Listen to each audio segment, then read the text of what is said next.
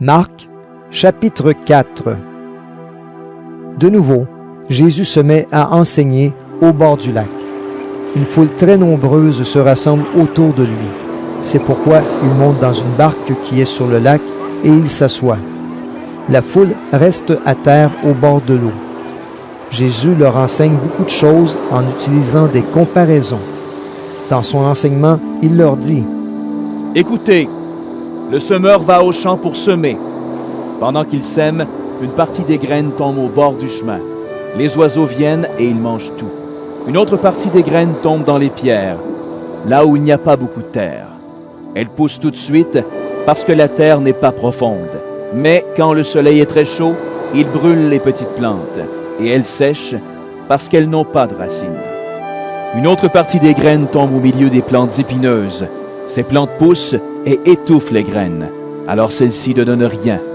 Une autre partie des graines tombe dans la bonne terre. Les plantes poussent, elles se développent et produisent des épis. Les uns donnent 30 grains, d'autres 60 et d'autres 100. Et Jésus ajoute: Celui qui a des oreilles pour écouter, qu'il écoute.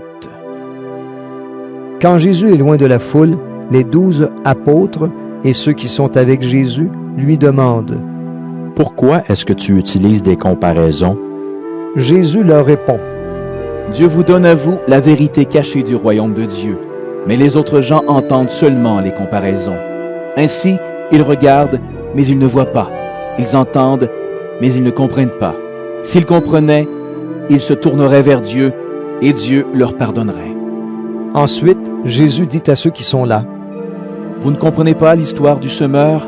Alors comment allez-vous comprendre toutes les histoires qui parlent du royaume? Le semeur sème la parole de Dieu. Certaines graines sont tombées au bord du chemin. Le bord du chemin, ce sont les gens qui entendent la parole.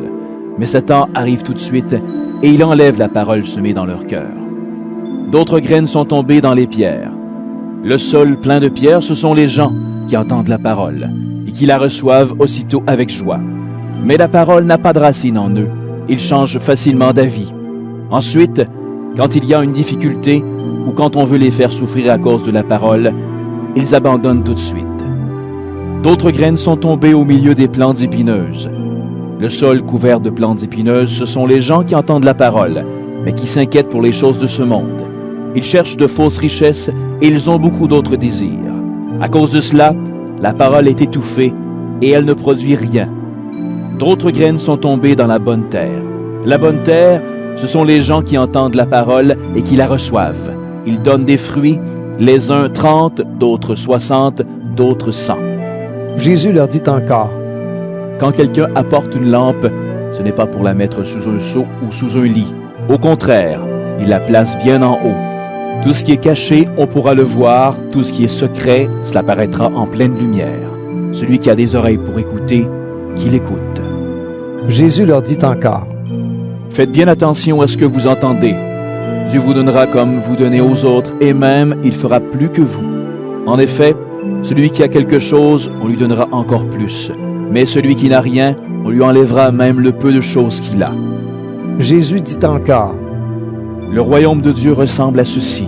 Un homme sème des graines dans son champ. Ensuite, il continue à dormir pendant la nuit et à se lever chaque jour. Et pendant ce temps, les graines poussent et grandissent, mais cet homme ne sait pas comment. La terre fait elle-même pousser d'abord la plante, puis l'épi, enfin les grains dans l'épi. Et dès que les grains sont mûrs, on se met au travail avec la faucille, parce que c'est le moment de la récolte. Jésus dit encore: À quoi peut-on comparer le royaume de Dieu? Avec quelle histoire est-ce qu'on peut en parler? Le royaume de Dieu ressemble à une graine de moutarde. Quand on la sème dans la terre, c'est la plus petite de toutes les graines du monde. Mais ensuite, elle pousse et elle devient la plus grande de toutes les plantes.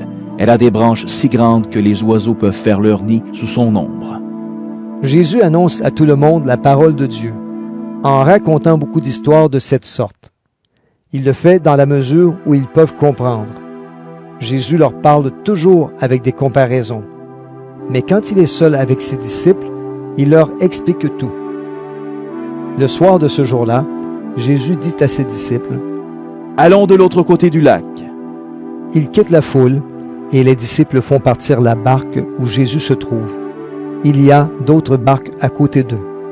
Un vent très violent se met à souffler. Les vagues se jettent sur la barque et beaucoup d'eau entre déjà dans la barque. Jésus est à l'arrière, il dort, la tête sur un coussin. Ses disciples le réveillent et lui disent: « Maître, nous allons mourir. Cela ne te fait rien? » Jésus se réveille. Il menace le vent et dit au lac: « Silence!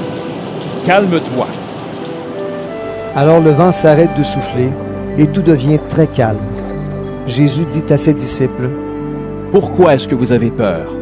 Vous n'avez donc pas encore de foi? » Mais les disciples sont effrayés et ils se disent entre eux: « Qui donc est cet homme?